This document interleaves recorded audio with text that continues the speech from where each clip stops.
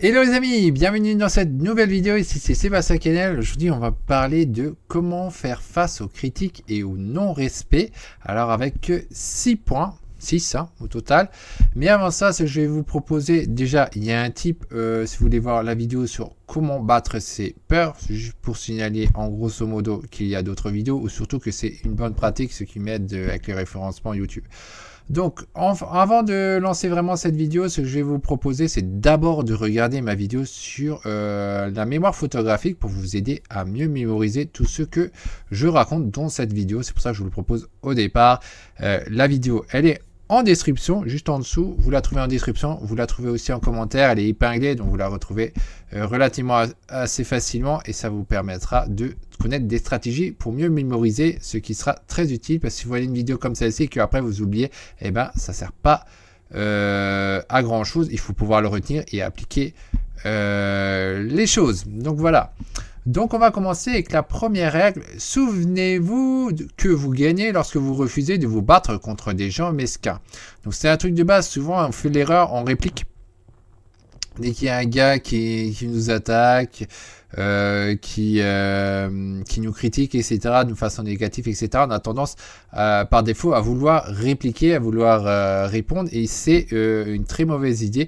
En fait, quand vous avez un problème de ce genre, le plus simple, c'est simplement de l'ignorer. Du tout manière, quand vous faites ça, ça va l'agacer parce que vous concentrez pas sur lui, vous l'ignorez comme s'il n'existait pas et ça l'irritera. Et donc, il aura bien en fait ce qu'il mérite entre guillemets. En tout cas, c'est la meilleure chose en général à faire.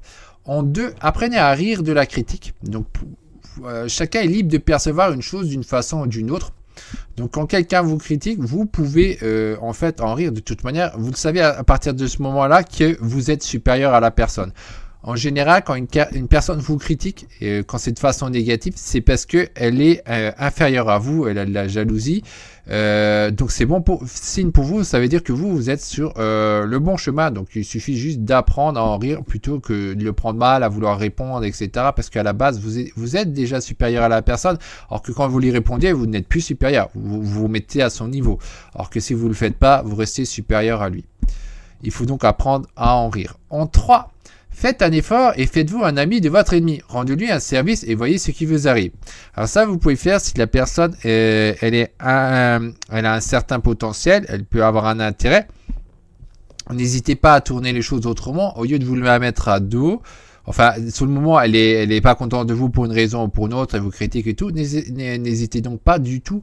En fait, allez-y, faites un service qui va lui plaire et vous verrez que du coup, il sera plus votre ennemi. Parce qu'à la base, de toute manière, c'est de la jalousie qu'il a. Mais dans certains cas, le type, il peut avoir un certain intérêt quand même. Donc à ce moment-là, c'est à vous de juger s'il vaut la peine ou pas. S'il vaut pas la peine, vous l'ignorez complètement. S'il vaut la peine, et ben alors, n'hésitez pas à lui rendre service pour résoudre le problème. Et alors, comme ça, vous allez en tirer avantage. En 4, apprenez la phrase victorieuse. J'ignore la méchanceté des autres. Donc ça, c'est un truc pour vous aider. Si vous voulez apprendre à en rire, vous pouvez apprendre cette fameuse phrase. Il y a d'autres phrases, hein, bien sûr. On peut faire s'auto-suggérer un peu toutes les phrases qu'on veut. C'est un exemple donc, que je mets en avant. C'est à vous de voir la meilleure phrase qui vous convient. En 5, réjouissez-vous lorsque l'on vous critique. C'est la meilleure preuve de votre influence en pleine croissance. Donc ça, c'est ce que je disais juste avant.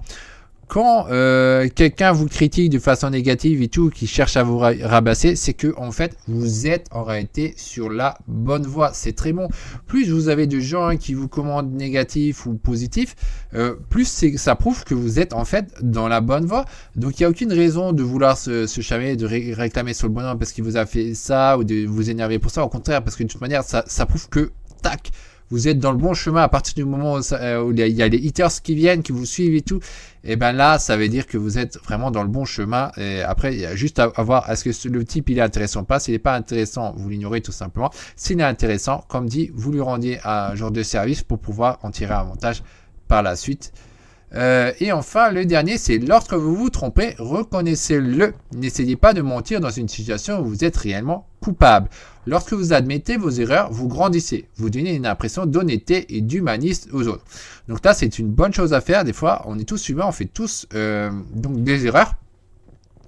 Donc, de temps en temps, il est bon, en fait, enfin, quand c'est le cas, il est bon d'éviter de mentir. Tu vois, mentir, à mon sens, c'est dur, hein, c'est très dur.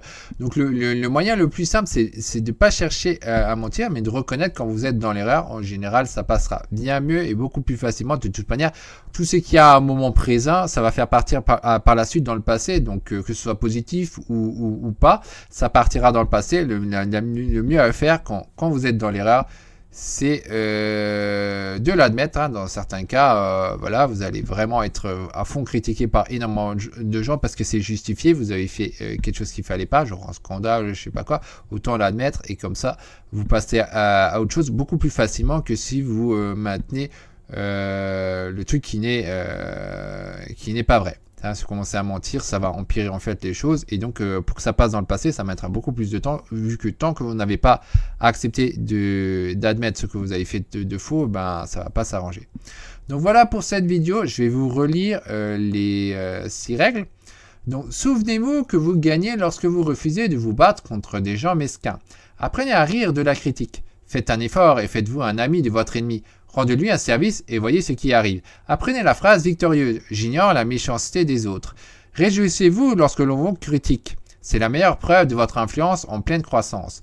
Lorsque vous vous trompez, reconnaissez-le. N'essayez pas de mentir dans une situation où vous êtes réellement coupable. Lorsque vous admettez vos erreurs, vous grandissez, vous donnez une impression d'honnêteté et d'humaniste aux autres.